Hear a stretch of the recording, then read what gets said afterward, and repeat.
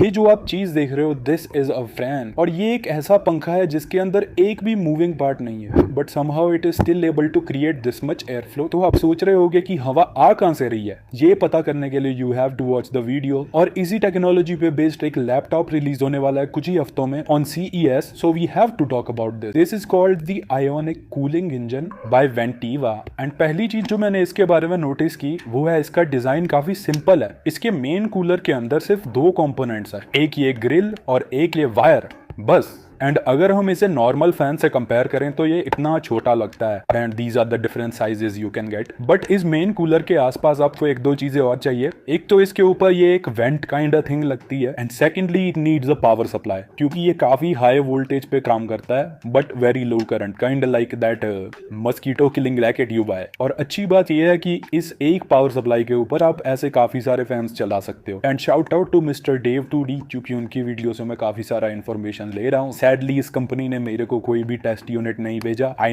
No sad again. But ये ionic engine सिर्फ दो कंपोनेंट्स की मदद से विंड कैसे प्रोड्यूस कर रहा है, इसके पीछे बहुत ही इंटरेस्टिंग साइंस है। Let's talk about how it works. तो जब ये पावर सप्लाई इस फैन को पावर देती है तो इसके अंदर जो वायर लगी हुई है वो काफी हाई वोल्टेज वाले करंट से चार्ज हो जाती है, और जो वायर के आसपास की हवा होती है वो उसको आयनाइज कर देती है। मतलब जो हवा में ऑक्सीजन और नाइट्रोजन है उससे एक एक इलेक्ट्रॉन खींच लेती है, जिसके बाद हवा बहुत ही ज्यादा रिएक्टिव हो जाती है। This is where the grill comes in play. Grill negatively charge होती है, तो हवा के जो मॉलिक्यूल्स होते हैं वो जाके ग्रिल से चिपक जाते हैं, एंड ये चीज जो काफी बड़े स्केल पे होती है, over millions of air particles, तो इस छोटे से एक्शन से काफी तेज विंड ब्लो होने लगती है। And that is how this thing is able to make air out of nothing. And if you are wondering, ये सेम प्रोसेस है जिससे टेस्ला कॉइल हवा को कंडक्टिव बना के उससे लाइटें वगैरह जगा देती है, या फिर आपको प्लाज्मा देखने को मिलता है। इसी चीज से आपके लैपटॉप को बचाने के लिए इसके ऊपर एक कवर लगाया गया है। एंड आपको शायद याद होगा कि मैंने किसी तरह के एक और कूलिंग सोल्यूशन पे वीडियो बनाई थी कुछ टाइम पहले, जो कि था फ्रॉर कंपनी का एयरजेट। आपको याद होगा कि उसके अंदर एयर जनरेट करने के लिए काफी छोटी सिलिकॉन मेम्ब्रेन्स का यूज किया जाता था, जो बहुत तेज वाइब्रेट करती थी और एक काफी पावरफुल विंड पर यूज करती थी। अभी उसके अंदर दो प्रॉब्लम्स थी।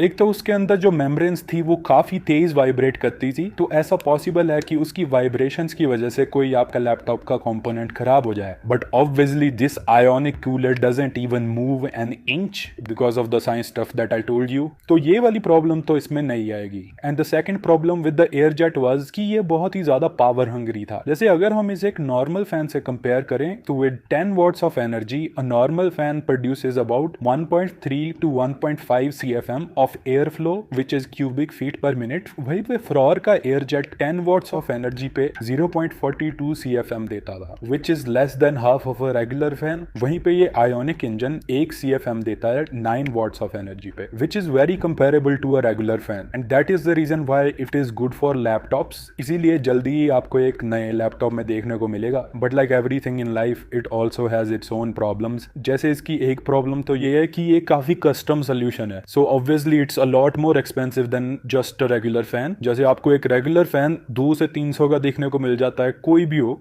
चाहे जितना भी अच्छा, बट वहीं पे आपका ये आयोनिक इंजन आराम से 4000 से 5000 की एक्स्ट्रा कॉस्ट ऐड करेगा। बट ऐसी टेक्नोलॉजीज वैसे भी काफी एक्सपेंसिव लैपटॉप्स में ही आती हैं पहले, so I would say the cost is nothing to worry about. But इसकी बिगेस्ट प्रॉब्लम है समथिंग कॉल्ड स्टैटिक प्रेशर। अभी स्टैटिक प्रेशर क्या होता है? It's the ability of a fan to pull air out of obstacles। Basically, it's the sucking force of a fan।